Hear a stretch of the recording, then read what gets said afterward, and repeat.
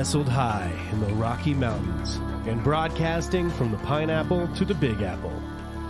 As sure as the north wind blows and the South Sea flows, the Conspirati Show begins now.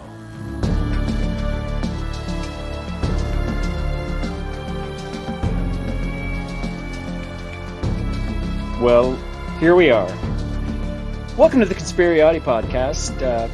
Might be a special edition, might be a recording we never used. But this is James here talking with Josh, and we were having our little video chat powwow, kind of, practicing our social distancing in our respective homes. And we were going over, what other episodes should we do? What should we talk about? And I hopped onto Twitter, as you tend to do as a middle-aged man. And started kind of flipping through there, and the top story on there was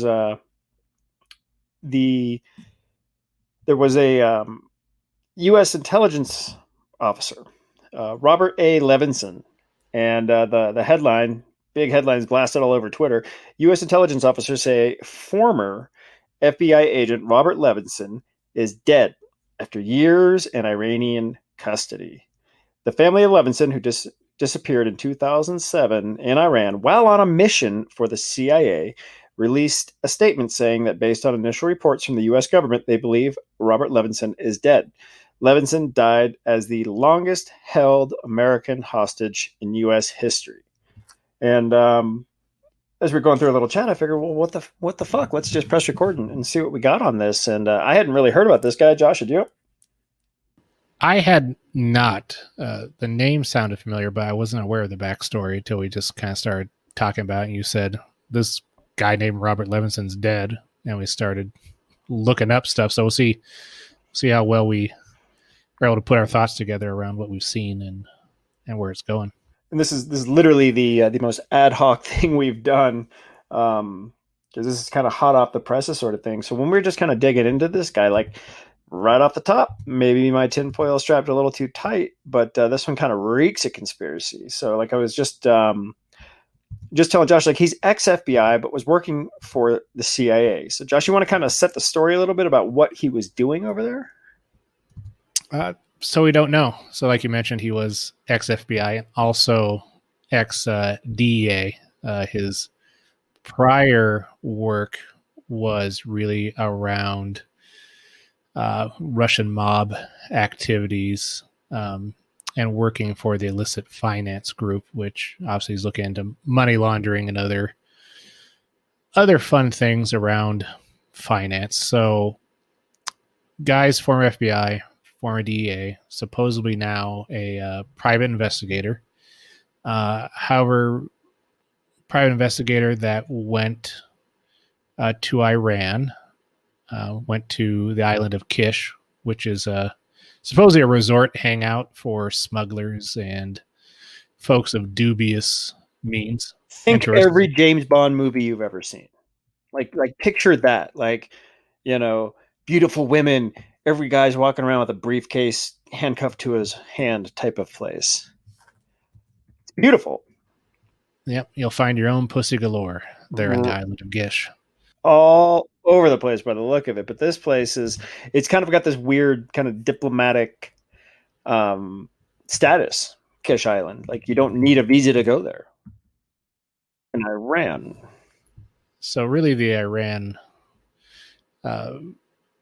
island of fun and debauchery, which would probably explain why he just disappeared right when he went over there. And when he disappeared, the U.S. government consistently said that he was there on a private business trip. He's no longer working for us, right? Right.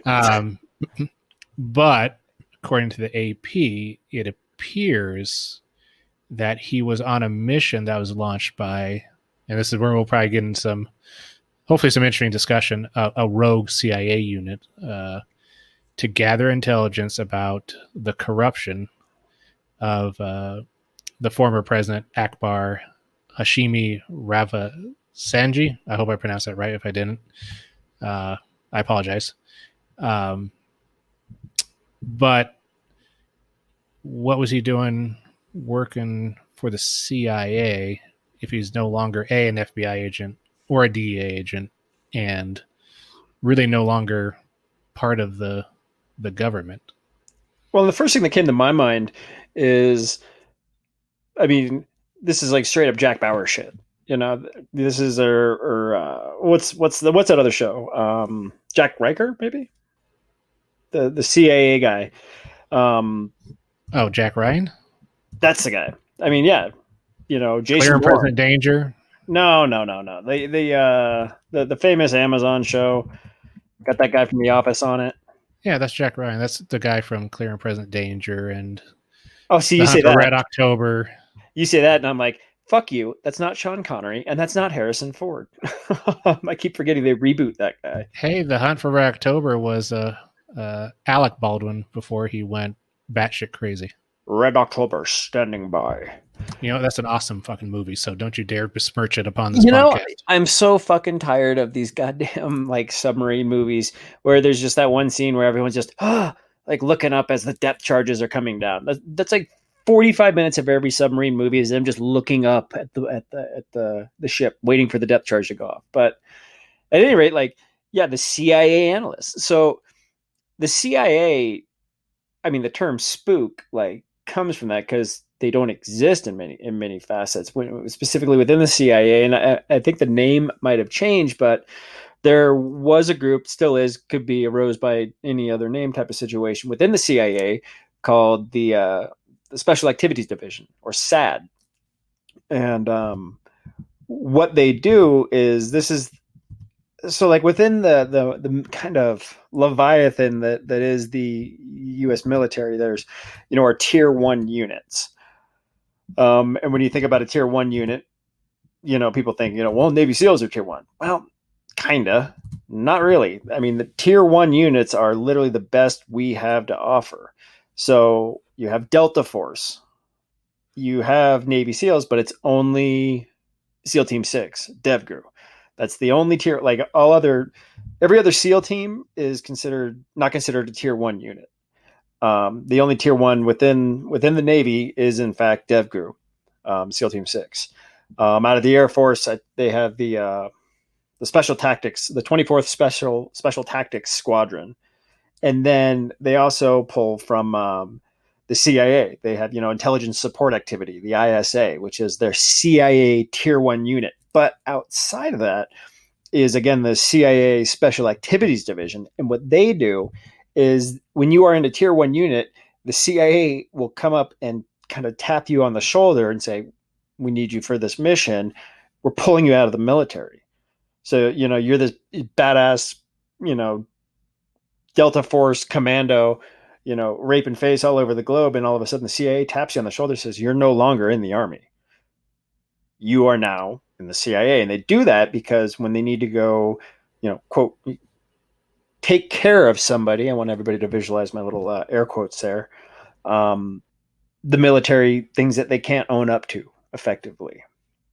And that's kind of the CIA's wheelhouse, specifically within the Special Activities Division, but the CIA as a whole. So you tell me this guy's ex-FBI, instantly I think, oh, CIA went up and said, you're no longer in the FBI, you're now with us. It's possible, but to build upon that, what was reported by the AP, which, you know, if we trust the AP's reporting, and they're generally relatively reliable.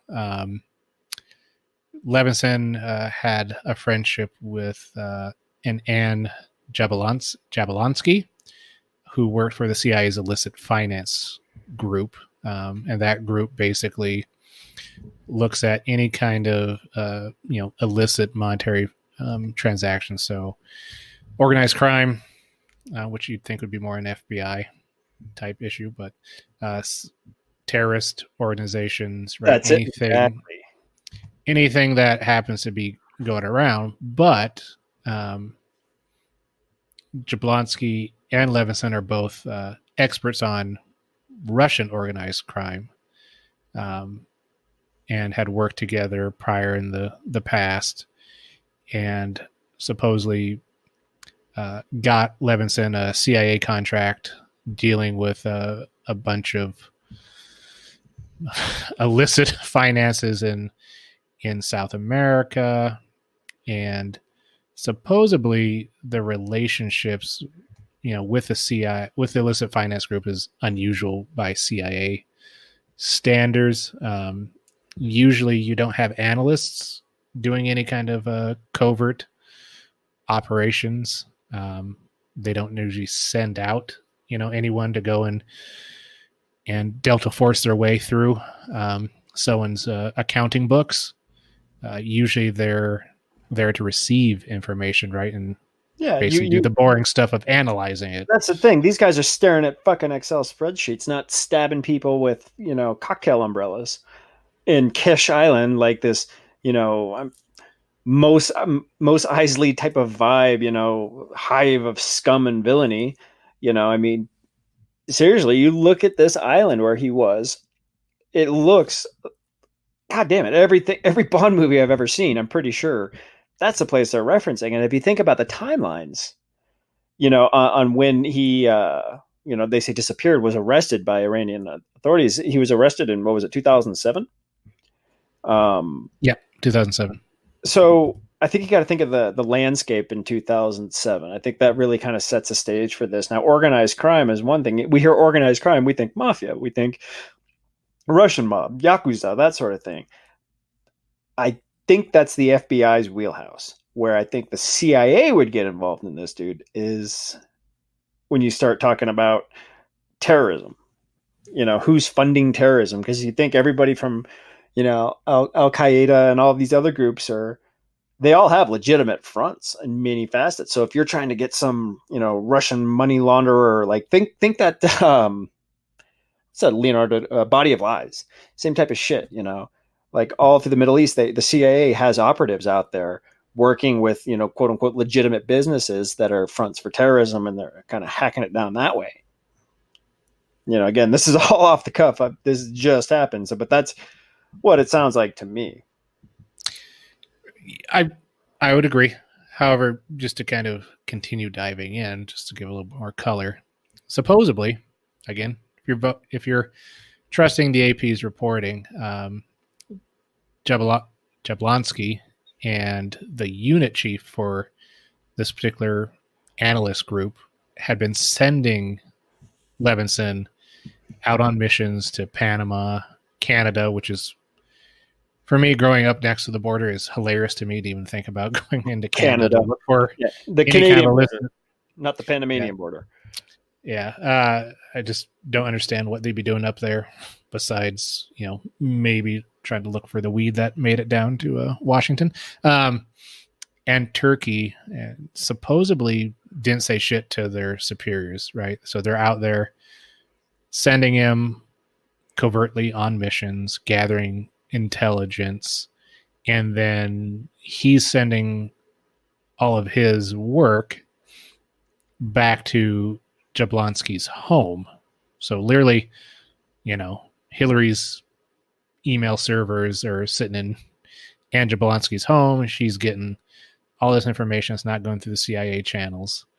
And again, now we have to take into account that we're trusting the word also of CIA investigators, that they went and did an internal probe, found that this group was actively trying to keep the top CIA officials from finding out what they're doing, because analysts, again, they're running their spreadsheets, accessing an access database, basically doing nerd stuff. But we're out there, trying to create their own spying ring. And then they ended up firing Jablonski, and then also disciplining a lot of the analysts because they were withholding what they knew and allowed senior managers to basically testify falsely on Capitol Hill, is kind of the short story. So, well, that's the official narrative. I mean, again, here's the thing. When I'm looking at this and I'm hearing things like, oh, he was a rogue CIA, an entire rogue CIA team. Okay. Well, where are those? We're talking like 6 people. Okay. So again, though, that's what, high treason? What jail are they in? Where were they murdered? You know, like you don't, if they're doing something that is described, you know, like you just did, like they don't just fire somebody and somebody doesn't get, you know, written up for that. Like that's some serious shit you're talking about. You're running your rogue fucking CIA group. That's not a slap on the wrist. I mean, if you're doing something like that, at the very least, they are all shit can. It could, I mean, what's more logical? That they were running a rogue CIA group on their own, going full on Colonel Kurtz, and one of them was fired, a couple of them got written up, didn't get raises, or they were running a very high priority mission that got fucked up when this guy got picked up by the Iranian police. I don't know. I mean, that's kind of where the weirdness is, especially since, you know, their purview was more on the Russian side of things. Is it possible they're running a side operation for another organization? Like a foreign organization. Are you saying they Sure. were like working? Well, so again, though, you don't just get fired and then a couple guys get written up. It doesn't work that way. You know, if you're a CIA operative and you are running an operation at the behest of a foreign power, I imagine they dropped the fucking hammer on you. That's why we have Leavenworth, for God's sakes.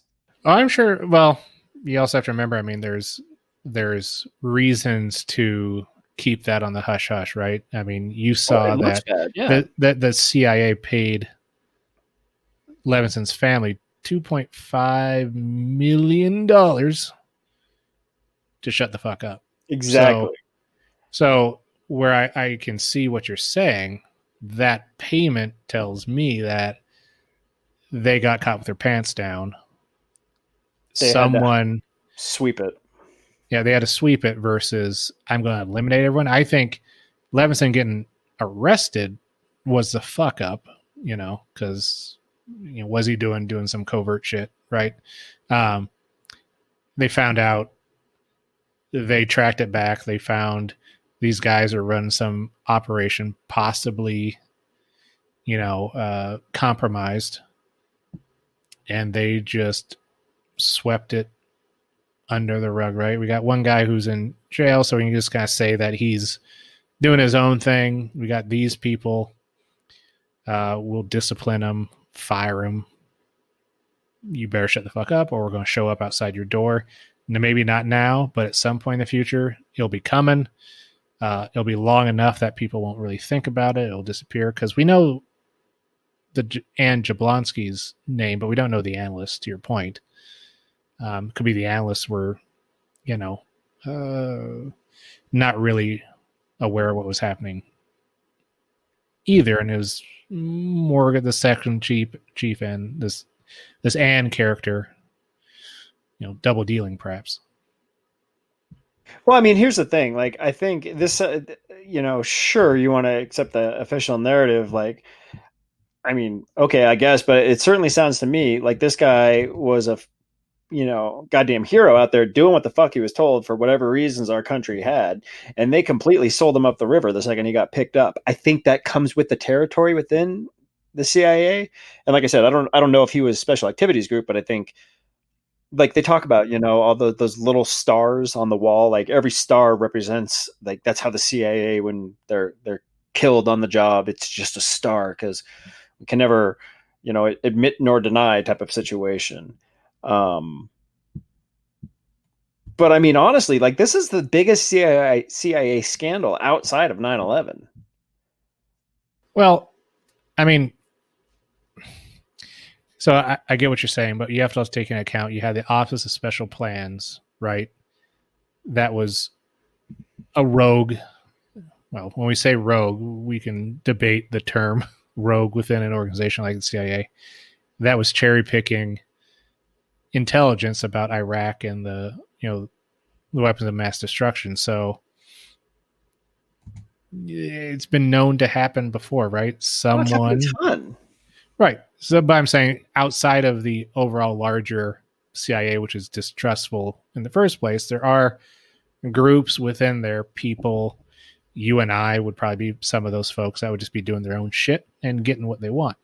The other part that I want to look at is, so the family's trying to get him out of Iraq, right? So, I mean, if your dad or husband, whatever, was not Iraq, sorry, Iran, being held in Iran, you'd probably go to Obama. You'd probably go to whoever, the embassies and stuff. Why would they go and have a organized crime figure from Russia attempt to try and get him out? His name was Boris J. Burstein. Why would you go that route versus, just relying on U.S.? When did that happen?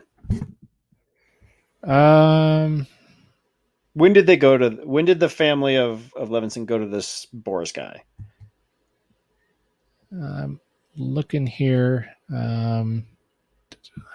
2009 or so, it looks like. Yeah, and this guy was pinched in 2007.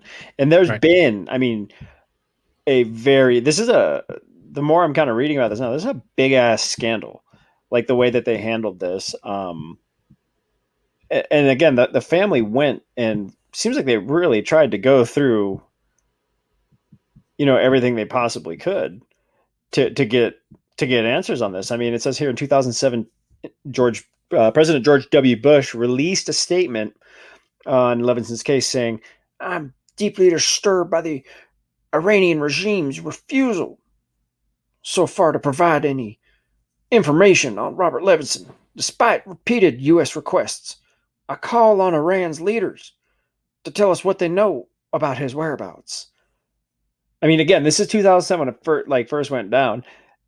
And then in 2009, I mean, it says here, U.S. Senator Bill Nelson revealed during Hillary Clinton's confirmation hearings that he believes Robert Levinson is being held in a secret prison in Iran, saying, quote, "The door has been closed at every turn." Nelson said during Clinton's confirmation hearing, quote, "We think he is being held by the government of Iran in a secret prison." And then there's pictures here. I mean, the family met with Obama in 2012, and then the Obama admin released a statement to mark the 6th anniversary of this guy's disappearance. Press Secretary Jay Carney said, quote, "Finding him remains a high priority for the United States, and we'll continue to do all that we can to bring him home safely to his friends and families, so they may begin to heal after so many years of extraordinary grief and uncertainty. The Iranian government previously offered assistance in locating Mr. Levinson, and we look forward to receiving this assistance, even as we disagree on other key issues." I mean, Jesus Christ, like this is definitely been through more than one administration, as you can tell by that. But the goddamn State Department referred to this guy as a private citizen. I mean, it certainly sounds to me like they just sold this guy up. I mean, again, the State Department, a direct quote, "as a private citizen." And you started looking at this, sounds like, again, old Jason Bourne got pinched and just sent up the river. Now, why did the Iranians keep him? And why did the U.S. handle it the way he did? Did he have some crazy secrets? I mean, I can only imagine that the last 10, what is it now, 13 years of this guy's life, 12 years, pretty fucking miserable spending it in Iranian prison. And another thing I thought is, how much you want to bet coronavirus took this guy out? You look at how hard they're getting hammered over there. It would only make sense that either they use coronavirus as a good opportunity to go ahead, take them out behind the tool shed and pop one in the noodle, or coronavirus took them out. I don't know. The whole thing is super, super interesting. I mean, if you think about how badly Iran is getting pummeled by the virus, looking at this guy, like obviously some reports that came out, like the last picture that came out about this guy was in 2010, where he literally looked like if you took Tom Hanks immediately from the island he was stranded on and put him in an orange jumpsuit. That's the mental picture I want you to have. But there was a video that came out of him in 2010. I guess he just miserable health, diabetes, gout, X, Y, and Z. And a lot of the reports coming out about coronavirus are saying that, diabetes, huge factor in it. So with as bad as Iran's getting hit by the virus, it would make total sense that it was just a coronavirus that took him out. Or they use it as a good excuse. Well, I would say that coronavirus probably more than likely took him out. But I think the point that's interesting is why would they keep him for so long? The things that I've been reading is that he was there to discredit, moderate Iranians, right? And who would not want moderates in charge of Iran? Who would have an ulterior motive to not have that type of leadership there? It'd be someone who would technically may backwards benefit from the current leadership that they have, that radical leadership that is there. There's probably someone or some country that's near Iran that might be okay with that. That's had a history of shielding folks that might have, say, Russian Mafia connections from prosecution. Might be a place called perhaps Israel. Is it possible that they're working on behalf of Israel and not necessarily the CIA? I mean, if they were going to move into Mossad, I don't know. You could definitely make a case that Israel wants Iran to be fanatical because it's a lot easier to get U.S. aid and funding when the wolf is perpetually at the door. And, as we've learned over the last maybe like 5 years, the stance on Israel has really kind of changed. Turns out they haven't been quite as upfront with us as they'd led us to believe in the past. So a lot of misinformation coming out of that intelligence agency. Mossad. And to your point, Iran being radicalized makes it a lot easier to put the boot down on Palestine.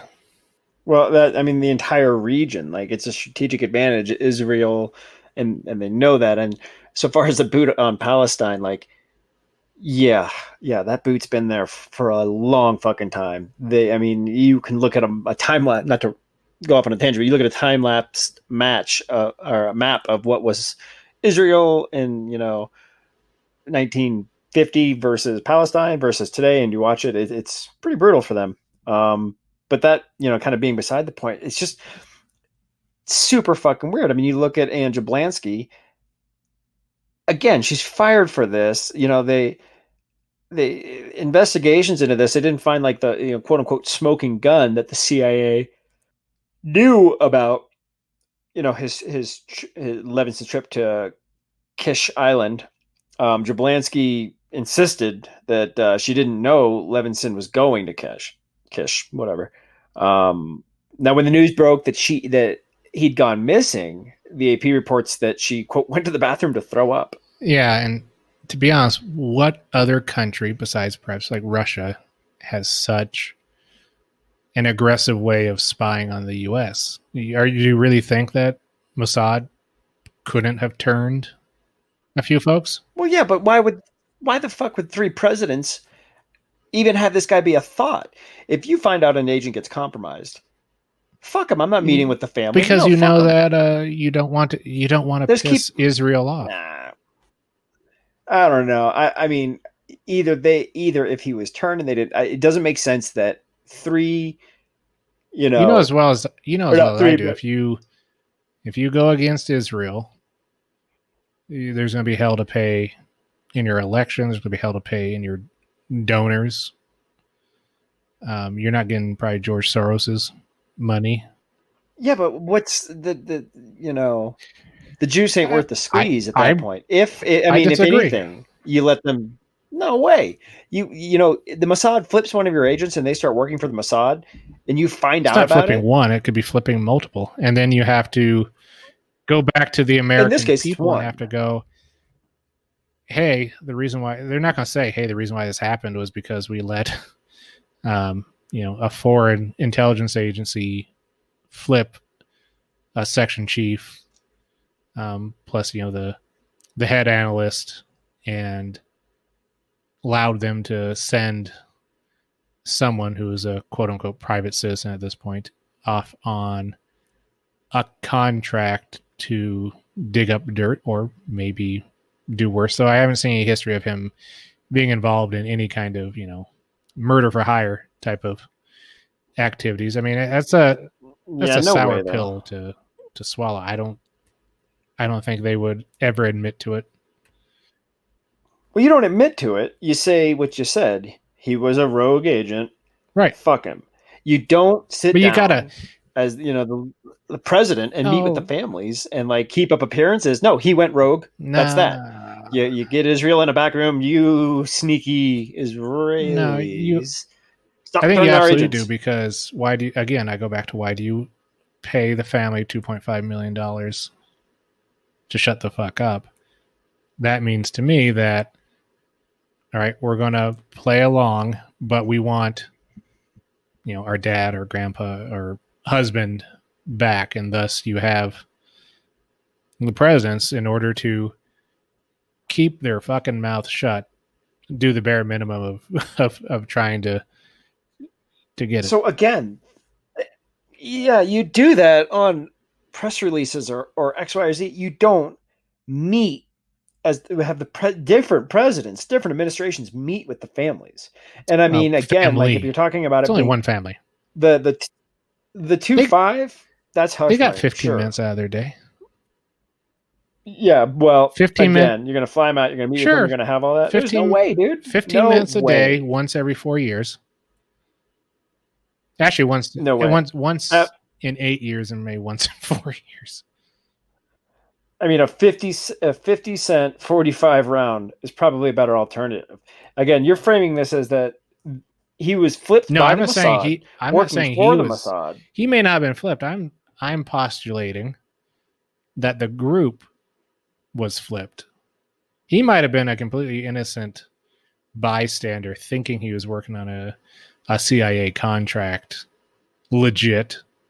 Let's hypothetically, and got pinched because someone got to Iranian intelligence, which I don't know what they're called, and he got picked up, and now you're sitting at a spot where you have a flipped unit, a non-government official that's there on government quote-unquote sanctioned business, and you're staring down the pipes of, do we leave him there? Do we go and admit to what happened? I mean, path of least resistance. I mean, that's a lot of resistance on that. I mean, you do a couple things. Like again, you cook up a story. You whack anybody. Like, so again, if you're saying that it was just his section chief that was flipped, this Ann Jablansky, and he went out, and her boss, and maybe the analysts too. And then he goes out and does his thing, thinking he's fighting the good fight, but it turns out he's just a pawn. Well, you say, fuck him. Sorry for your luck, friend. That's that. You don't just fire her and write 3 people up or, disciplinary actions. Pay the family $2.5 million, have different administrations meet with him. That the whole thing just, I don't know, man. And now, like, the weirdest thing is this Jablansky, this bitch is a yoga instructor now. Well, I'm sure that she feels very good about how things turned out for her. Well, listen to this. Since being fired from the CIA, Jablansky, who told the Times she was a convenient scapegoat for the CIA, has pursued a career as a yoga instructor. In a 2011 blog post titled, quote, "Occupy Your Heart," she described a new path guided by meditation and love. What the fuck? Are we living in a simulation? Because you can't write better fiction than this. Like I said, I'm of the belief that there's something there that was bad enough to do a payout to the family. I mean, and there's a reason, right? I mean, there's no reason why, unless you're doing something rogue, that you would be sending that information that you're gathering through all these missions, Canada, Panama, which I have no fucking clue what we're trying to get in Panama. A lot of fucking True. papers there. A lot of banking. Turkey, and sending it directly to our new yoga instructor extraordinaire. That to me sounds more like someone who is gathering information on the sly. And I'd be perfectly happy to have Levinson know exactly what he's doing. He's being paid out of the government coffers, but working for Israel, perhaps, and Israel's slipping and a couple of bucks. Well, there's a lot of double agents. Yeah. Double agents has always been a thing, and it always will be. I mean, none of this adds up outside of the fact, I mean, my guess would be that these people were running some hush-hush shit, and this poor bastard just got caught. I don't think they were working for any other agency I don't think their loyalties were anywhere else. Because if you look at this too, like, there was rewards put out for this guy, right? In March of 2012, again, this is 5 years after he was captured, detained, whatever the word would be. An honored guest. The FBI offered $1 million reward. Now, what the fuck is the Federal Bureau of Investigations offering $1 million reward for a ex-FBI, current CIA guy being held by the Iranian police in Iran? Why are they offering a reward for that? He's a nice guy, and they really enjoyed their time together. So I guess they really did, because then in March 9th of 2015, the FBI increased the reward up to $5 million for information about his whereabouts. This guy was worth money alive. This guy had some American secrets, I think. And they were worried about whatever information he had getting into Iranian I absolutely hands. think he did. I just don't know that the operation was sanctioned. Whether it was by Mossad flipping the agents, or they were trying to run their own little operation because of whatever reason. I mean, obviously, Iran knew he was coming, knew when he got there, because they grabbed his ass pretty quick, snatched off the street. Well, it could have been that, the Mossad could have sold him out. Absolutely.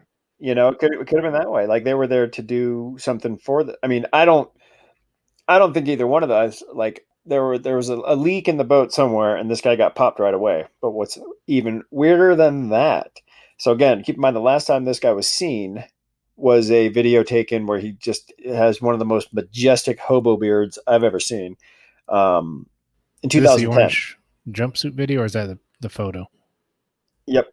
The orange. That way we know photo. He's a prisoner. Do the Iranians use orange jumpsuits for prisoners? It's a little bit on the nose. Like, they should have put him in one of those old black and white stripe ones, in my opinion. But so they think that this guy could have died earlier, right? Like months ago.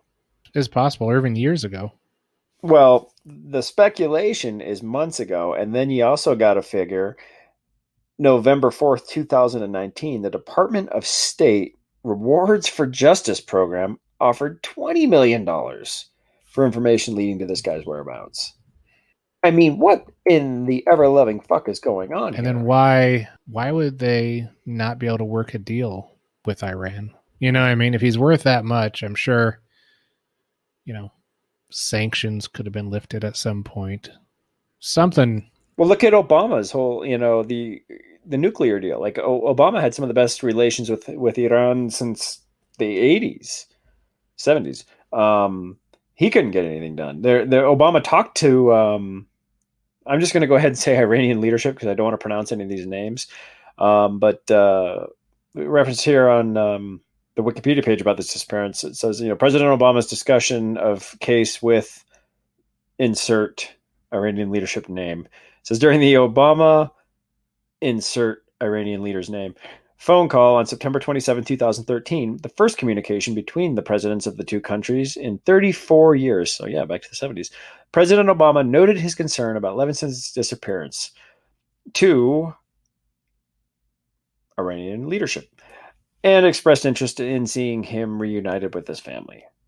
That's all that was said about that. But then the U.S. Senate came in 2 years later on May 11, 2015, and the Senate voted on concurrent resolution 16 for the release of Robert Levinson, which was passed in a unanimous decision without amendment. No changes. This bill is going through.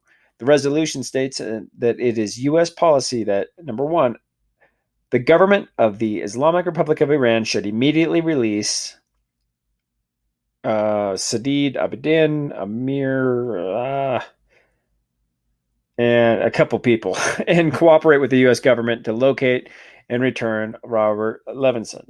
And then there was a second part to it that said the U.S. government should undertake every effort using every diplomatic tool at disposal to secure their release. So there's other people, like this Sadid guy who's an Iranian Christian pastor.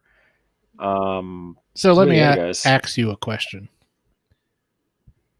If he's being held by Iran, don't we know where the fuck he was the whole time then? That's what I'm saying. It's not a big country, and I'm pretty sure if I can, zoom in on Google Earth, I'd like to think that the CIA has a few more tricks up their sleeve. They're probably listening to this conversation. So what the fuck, guys? Could have been Mossad grabbed him. Maybe, to your point, he had secrets. This is all just a 4D chess by Mossad to get him and grabbed him. Yeah, I mean, who knows, man? Like, it just sounds to me like this guy was whacked out, but whacked out by who and why wait so long? That doesn't make any sense. And whacked out meaning sold up the river. Like, this guy, whatever. I don't. For whatever reason, that was that. You're just going to go rot away in an Iranian prison. Supposedly, but we don't have no idea. It just doesn't make any sense, because if we don't know where he is, we don't know that he's in an Iranian prison, A. So why would we be working with Iran to find him? So he's obviously not in Iran, in my opinion. Because, I mean, even if he was there supposedly to discredit a moderate, would the radical leadership really give a flying fuck that much to hold on to that's that the thing. long? That cover story, the cover story doesn't. I don't think it. I mean, I don't think it does either. I would say that I would look more towards he was sent there. To your point, he knew something, and someone grabbed him, which could have been Mossad, and they just occasionally just put some pictures up there that he was still alive. Maybe those occasional views of him was meant as a reminder, perhaps to the U.S., hey, we got him, and they know perhaps who kind of has it, but they don't know where, and that's where the reward is coming in. 20 million wigwams is quite the reward to try and figure out where someone is. I would one day like to be worth 20 million wigwams just to know where I am. Nah, that doesn't. I mean, that doesn't really jive either. I mean, what did this guy know? Well, that's my point. Is I can't see Iran not, coming up, holding their nuts in their hand to Obama and such, and going, yeah, we got him. Well, yeah, but that's the thing. He was reportedly dead in Iranian custody. That's what the reports are today. The reports are today, but for these last... So did the Mossad drive by in a van, like fucking old school, and just dump him out wearing a bag on it? Is your problem now? Like, no, he was probably rotting away as a bargaining chip. Keep in mind, though, if you look at that Twitter, it's the family saying that it's happened. What kind of payment did the family get to say that? Is he... Maybe he's actually, dead in a Israeli jail or a Russian jail. Who the fuck knows? But the U.S. doesn't want to give that information away. To your point, because he knew something. I don't know, man. I mean, and he was pinched by someone other than Iran. Because I think Iran would jump at the opportunity even for 20 million US dollars or a sanction relief. I'm sure they could have come up with something if they had him and we want him back. We could have got him back. Well, even the president came out and talked about it, saying, I won't accept that he's dead, but it's not looking good. The family says he's dead, but he was tremendous. It's not looking good. So that's 3 U.S. presidents involved in this, all talking about it. Something's up with this. But guys out there listening, any information you got on this, please send it. I'd be curious to know, because it's really the first I'm kind of learning about this whole thing. So it's definitely rife for the conspiracy picking, but that's really all I got on it. Yeah, I don't have much outside of just the rewards are odd. The whole thing's Iran, odd. And I just feel like they would know if he was dead because that's a bargaining chip that's lost, And that's the whole thing, though. The country's on fire. Yeah, I just don't think Iran would allow him to die. He's too valuable. You allow you to die, but you're not allowing this guy that's supposedly wanted so badly by the FBI for $20 million for whereabouts to die. It's worth too much to you. But it's interesting times we're living in. This is the biggest global pandemic in the history of the world. Iran is supposedly getting absolutely destroyed by this virus. They probably have bigger fish. Well, I mean, but we'll find out more, obviously, because like you said, we're doing this kind of off the cuff, as in, hey, a tweet came across our desk at 11 o'clock p.m. our time on March 25th. I'm holding the paper right now just in case anyone wants to come looking for me. The family's the only people that have confirmed that. Well, yeah, but there's also, again, reports coming out that, okay, so first off, if the family's confirming that, you have our current president talking about it, you look on Twitter at some of the footage coming out of Iran, it looks pretty fucking brutal. And there's even reports coming out now saying that Iran is imprisoning coronavirus whistleblower. These are reports from the State Department. This isn't, Sex Kitten 6969 on Twitter. This is like the State Department 6969 on Twitter, saying that, anybody who's trying to blow the lid off coronavirus, I think that country is an absolute, just a complete dumpster fire right now. So, yeah, they're more worried about keeping anyone alive. I just saw the statement from the family, which says, we recently received information from U.S. officials that has led both them and us to conclude that our wonderful husband and father died while in Iranian custody. We don't know when or how he died, only that it was prior to the COVID-19 pandemic. Why would they call that out? That's a little odd. It wasn't had nothing to do with this. I agree, but why would Iran give again, probably more apt to hide, the government officials, but who gives a fuck about a prisoner? I mean, this guy's out there playing deer hunter for the last fucking 12 years. Who knows? But, okay, take that. The family was told by U.S. officials. Yeah. Okay, our president comes out and says, they haven't told us that, but that's what the family's saying. When the family says, U.S. officials told us, our president is up there saying, we don't know officially, what the fuck is happening? And I agree. However, if you do go a little bit further into that statement, there is some implication that they plan to hold Obama and his administration responsible for allowing, quote unquote, Tehran to murder him. Well, that's just what you do. I mean, that's the family or the administration? Well, they should just blame the family before them. Isn't that what you're supposed to do? Any problems that happen, you just blame the one that came before you. Any successes you have, you take credit for it. They get the guy back. Hey, we did it. No, none of this shit makes sense, man. It's the family, again, you're paid $2.5 million. You're putting out these, I wouldn't say cryptic, very direct messages. And then the president's out there talking about this. Like, this guy was fucking balls deep CIA badass, I'm assuming. And maybe he was, the only thing that would make sense as far as your theory is that an internal leak, none of the aforementioned people placed him there, and he got picked up that way.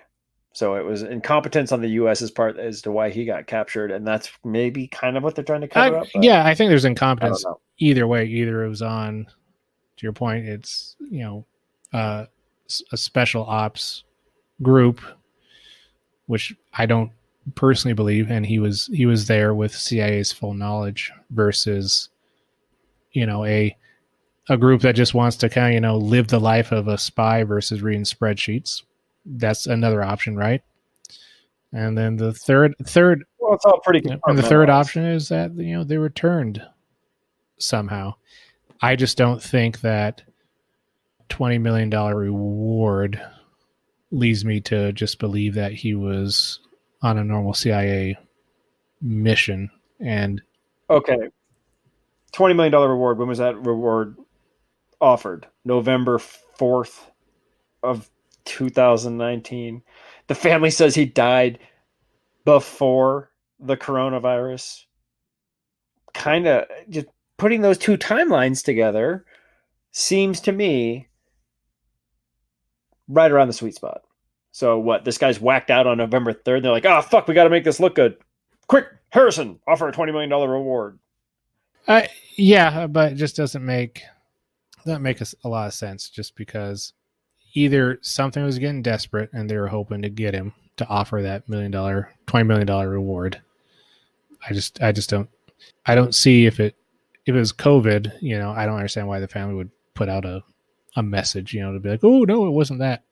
Yeah, why reference that completely? Like I said, unless they're trying to imply that the Iranians killed him on purpose or magically kept him alive for the past 13 years and then just decided to say fuck it, knowing the value supposedly of this captive, right? He's not like a reporter, right? You get Chris Hansen out there, and you take your time, you wait till you got something good to exchange, but they were actively trying to find this fucker. Or were they? I don't know. You guys out there, let us know. Tell us what you think.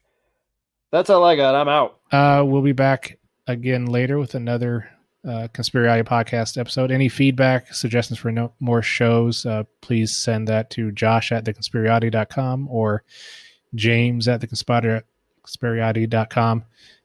Please rate us on your favorite podcast app and subscribe, and just give us any kind of feedback you happen to have.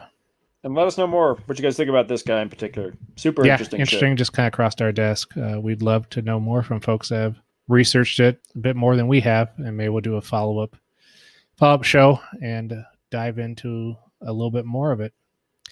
But I think for James and myself, we'll go ahead and say good night. Take care of yourselves during this COVID epidemic, and watch out for your neighbors and family. Think about that retirement, guys. I just lost mine. I was going to cash in a $20 million reward. Yeah, you still got young kids to sell, so you'll be fine. Open market.